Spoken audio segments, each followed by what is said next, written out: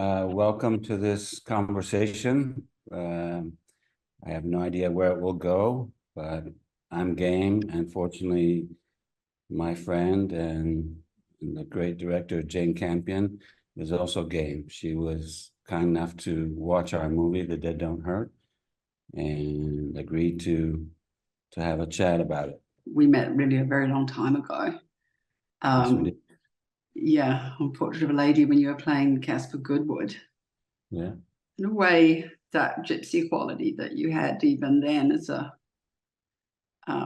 younger human, the younger Viggo, it's really here in this movie, I think. It really feels to me like a personal film. This character of Huston, I mean, you've put in a lot of biographical details. Can we talk a little bit, about how you came to decide or choose to do this story? The first image I had was of this girl, little girl, running around in the woods and sort of dreaming in the forest by herself. Very self-possessed, free-thinking girl. And then I immediately wanted to know who this was.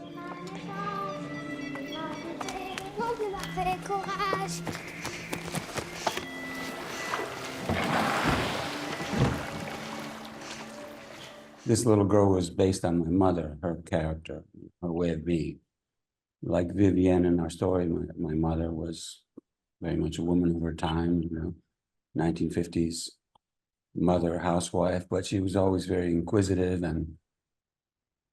and free in her thinking, and as much as possible in her movements and her actions. And she was the one who took me to the movies when I was 3, 4, and all her life we would go to the movies, and she would always talk about story. Right.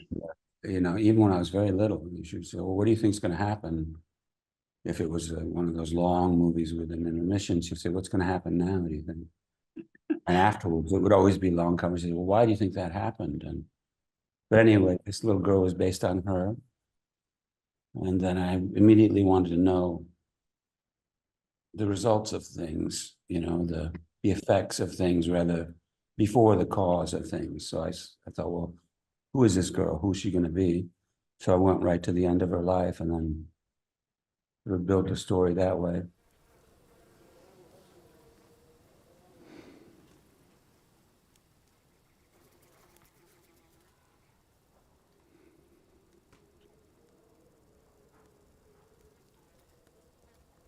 Once I realized what her character was, I thought, here's a woman opening frontiers for herself, just personally, just by being herself. I mean, it very much feels like a love story to me, but it's also sort of a love story about life and about a way of being in life or living in life where other paths are taken. Like, both these characters have a sense of nobility in a way. They have personal codes and they, are very attracted to each other's sort of, it's like finding a soulmate in a way for them. But they're not perfect soulmates because he's much more grubby and, Clumsy. Also maybe think about Terrence Malick,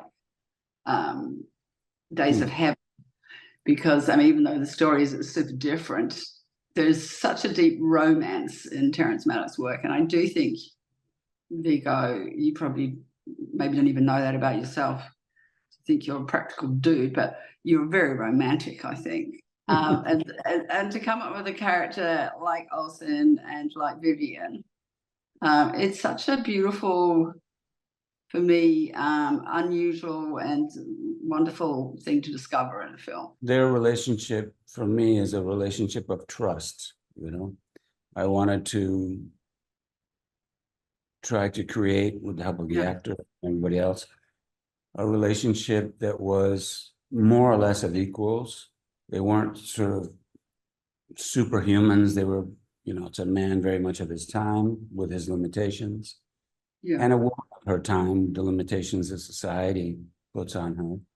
And the idea, when I say a relationship of trust, I mean that they may keep secrets like everybody does, and secret thoughts, desires to themselves, but they don't lie to each other. There's a scene in which Vivian says, well, I got a job too. And he says, oh, and he sort of doesn't understand. He sort of looks over at the clothesline where she's hung all the, this is your job. He's thinking, but he doesn't say it. And he says, well, why? And then she sees the look on her face. She goes, I mean, do you need it? And he's sort of backpedaling, but at least he's open to understanding her. And she's open to understanding him. I mean, that's why they're together. And I don't think either of them expected to find a person that was as odd, independent, and stubborn as they are. I have a job in town at Candles. Why? I mean, do you need it? I have things I want to do as well. You didn't tell me, I didn't tell you. And I like to work, and I like to earn my own money. Vicky is so good in the movie. I mean, when you write something and you imagine, okay, I want to make a story. How did you cast her? And did you always, I mean, I've always loved Vicky since I saw her. I don't know if it was the first thing, but in Phantom Thread. Sure. She's just such a fresh creature, like you don't feel like, oh, I haven't seen this creature before. Exactly. And I always love what she does. Yeah. I felt the same. And, she's always interesting, even when she plays smaller roles, you can't take your eyes off her. There's something kind of captivating, isn't she? Yeah. And it's almost like her thoughts and feelings seem to come through her skin almost, Yeah. And there is inside her, I can't imagine her playing as a character who was conventional, for example, Yeah, I think it would bore her probably, knowing her now. But no, I wrote this story not thinking of her or anybody else for that role or any other one. But I knew that I had a story which had a woman as the central character, which is unusual in a Western, even more unusual to stay with her when her male partner goes off to fight. To me, to be honest, though, I don't see it as, like I said, they seem to share the story, and it really is a romance, Right. And so when I had whatever you thought you were doing. Well, no, when I had the story finished, or first draft, and was ready to show it to actors, I thought, well, she would be ideal. And she read it and reacted right away. She really liked it. And she said, she's from Luxembourg. And she said, well, where I grew up is very close to where, Joan of Arc, where things happened with her. And I grew up really liking her. And when I started as an actor, the first thing I did is I did a monologue where I was pretending to be her. And I said, wow. And she said, I really like this story, and I'm interested in doing this. And when do you want to do it? And I said, when? And she said, yeah, I could do that. I seek employment. Perhaps you need someone to help you serve the customers, or I can work behind the bar. Keep it tidy. It's most commendable. However, we are not lacking for assistance on our day-to-day. What a capital idea. That ought to liven up this drab establishment considerably.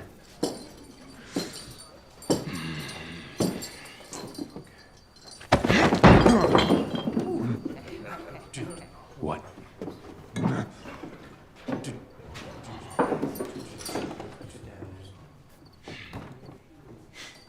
You're hired, darling.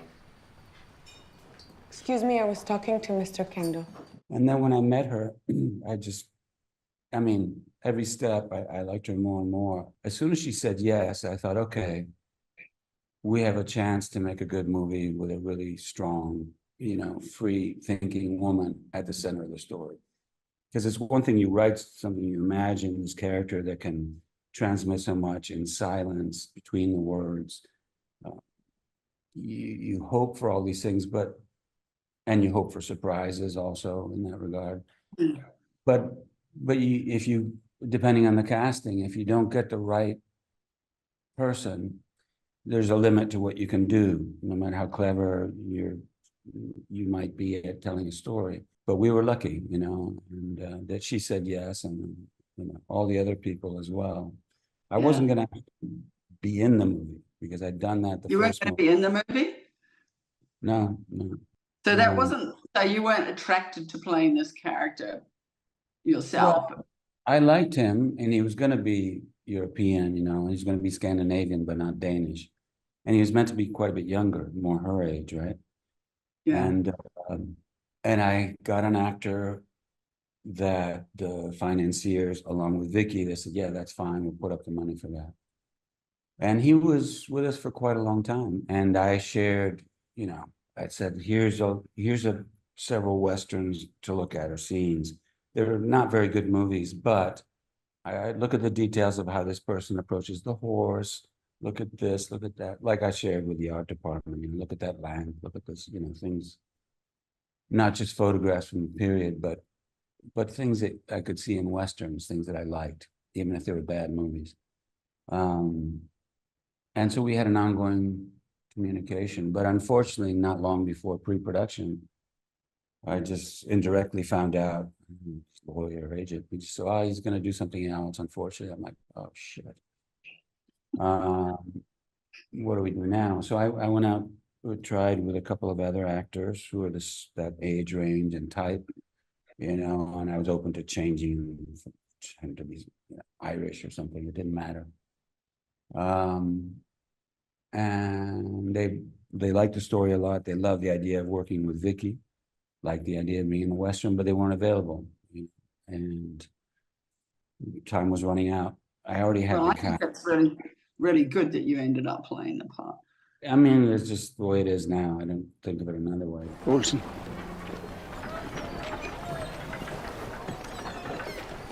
Gustafsson?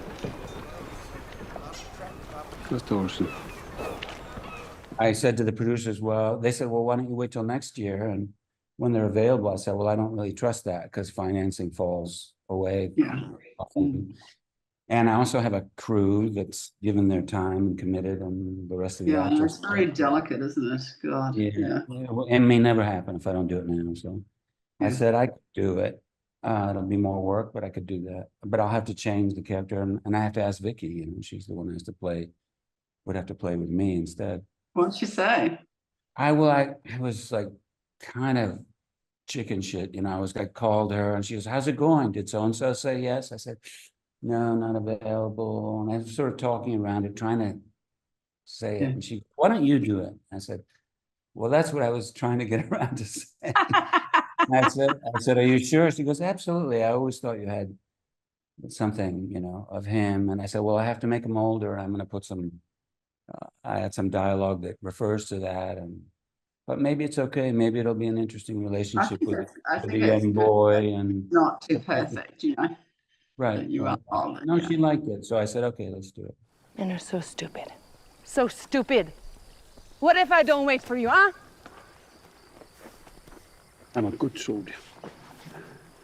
They need me. You're too old to go to war. Perhaps. Yeah. Like in the best of the old Westerns, I wanted the photography to be simple, even though, as you know, it's not simple to get that look. Simple and elegant, and to not really think about how the camera sees the landscapes. I wanted to see the places, and I wanted to see the people and the objects and the houses and everything. Yeah, it's just natural, right?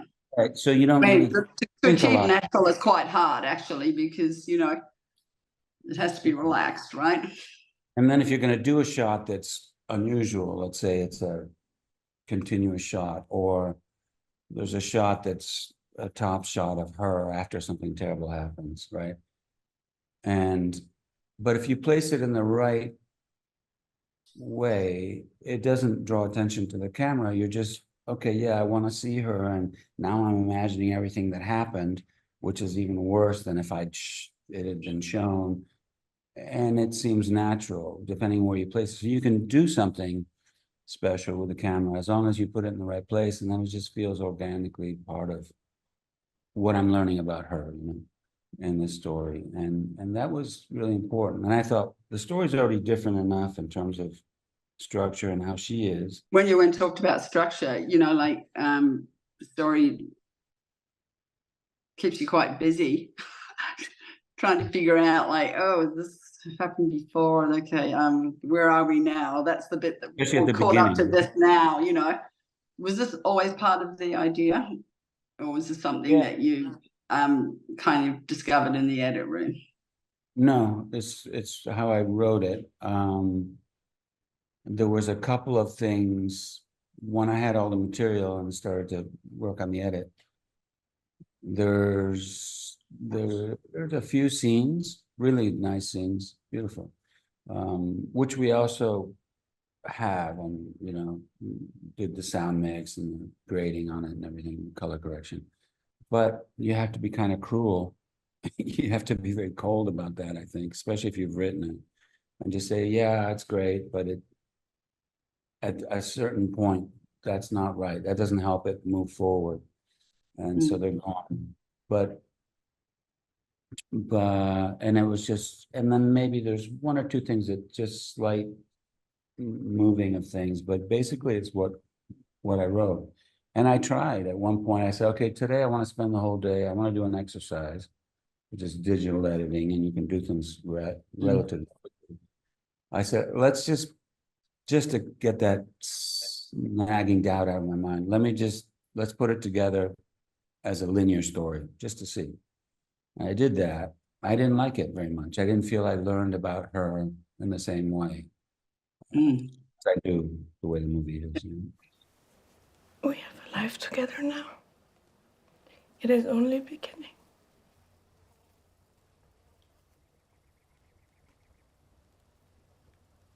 Vivian. Be my wife. Please. You cannot make things right with a consolation prize.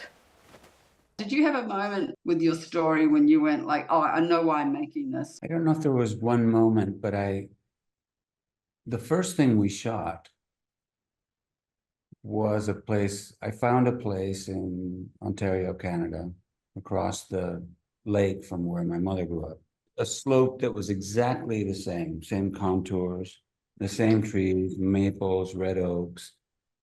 And we found this location, and it was October, so that in the northern hemisphere, obviously it's autumn, and colors were just right.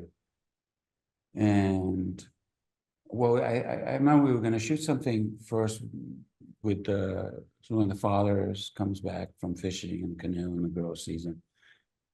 And then I said, how long will it take you to get that ready? It'll take a little while. I said, well, let's go over here. The horse is here. Let's just try to shoot something. Let's try to shoot the night coming down. Yeah. It was just the first day, and the place, that landscape felt right. And I kind of had I don't know if it's really accurate or even true at all, but I felt like with this place, it doesn't even matter if part of the shot turns out to be out of focus. I mean, this is the right place to be. We've chosen the right place. This is the right day. And it's cold, and I don't know, there's something about the sky. The place relaxed me. And I thought, this is the way, this is the place to be right now, and this is what we're supposed to be doing. And I'm not really worried about anything. I don't know why. And that's how we began. Good way It to sounds start. fantastic. It's like one of those body memories that Yeah.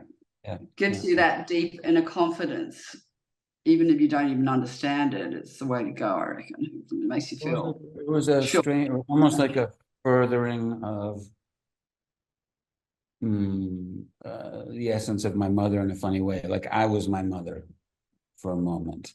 Yeah, nice. Just but in a funny way. I was like, okay, this is how she looked at things.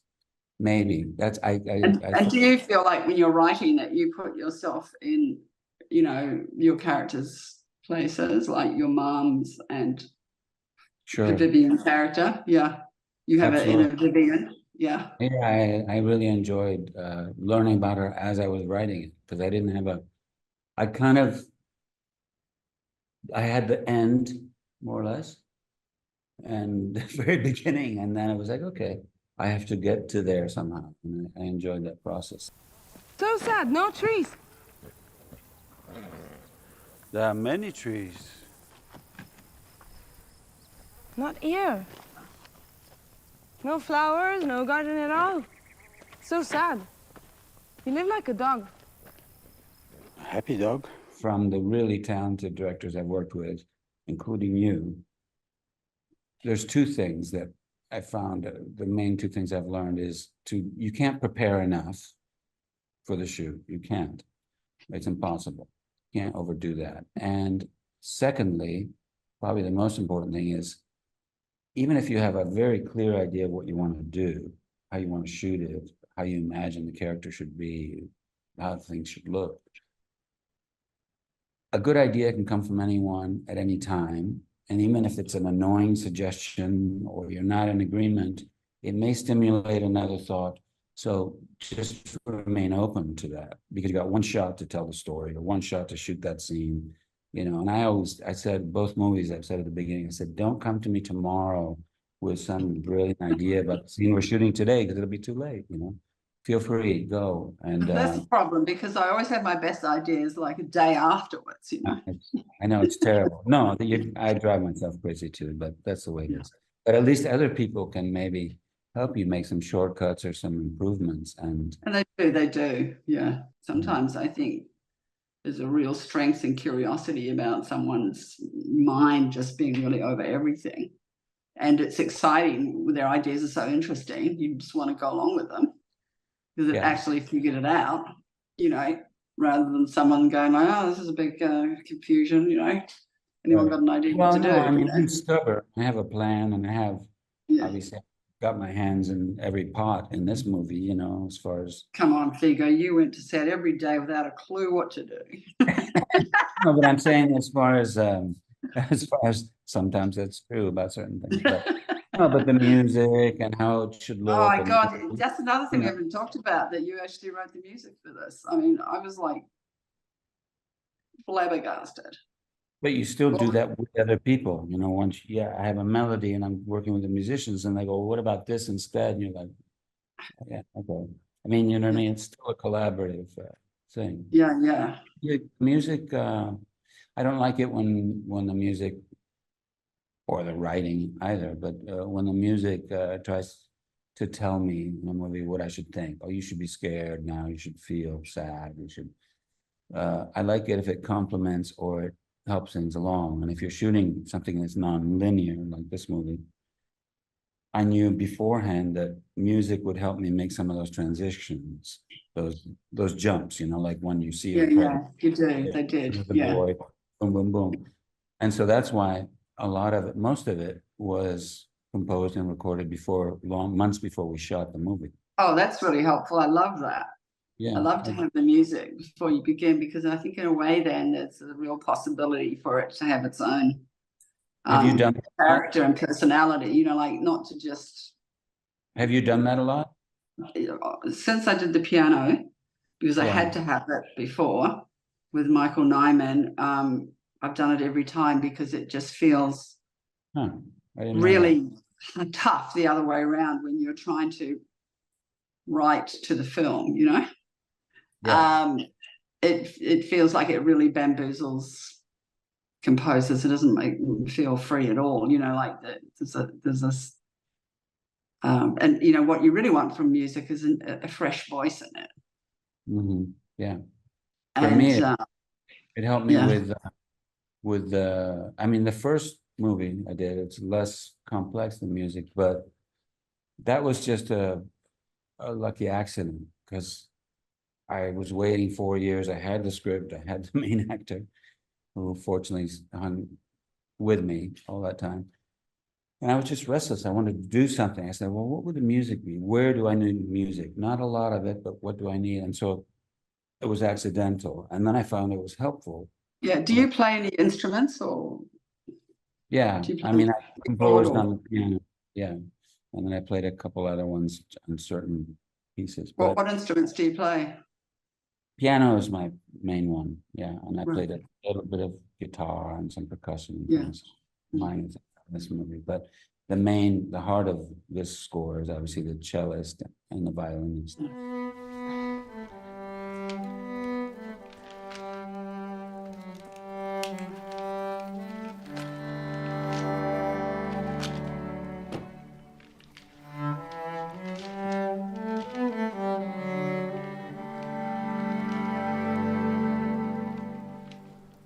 I love the fact that you make a movie, and then when the first person sees your movie, it doesn't matter who they are, then it's their movie, and they Yeah. have every right to see what they see in it, obviously.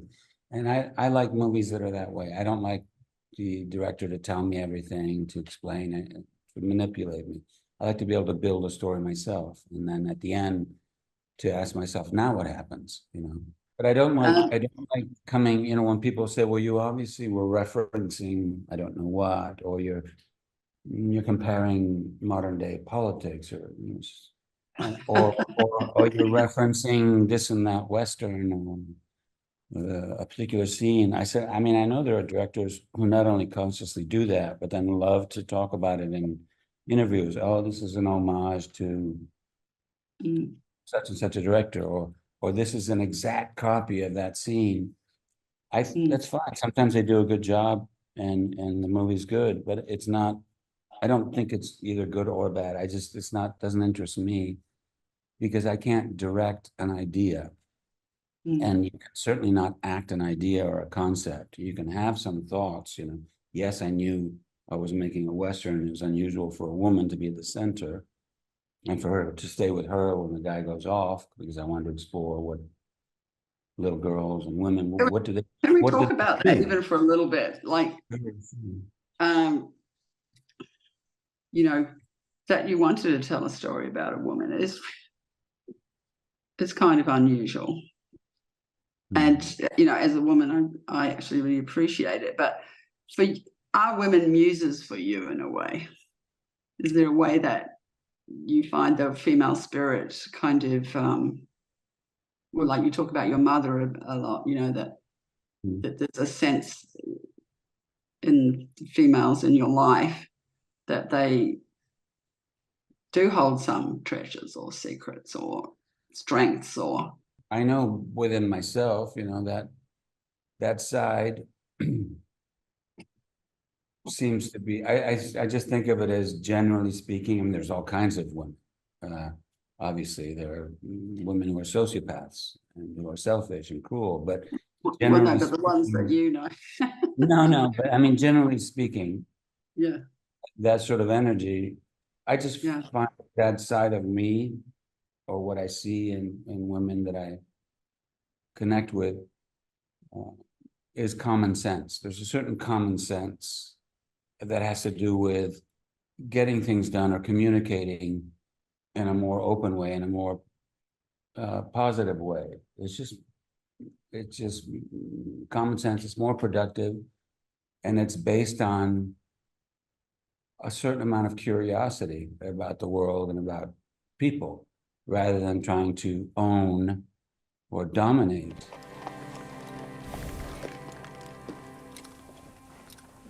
This is it? Yes. The place you chose of all the places you have seen. Yes. Why? It's quiet. So I just want to thank you, Viggo, and thank you for the conversation, the chance to chat about your process and film. And I love you. Thank you for your generosity. I love you. And when you walk on the beach down there in Pucaro Bay, if you do, I'll send you a picture. yeah, please do. Okay. Love your All right. country. Okay. Bye-bye. Thank you. See ya.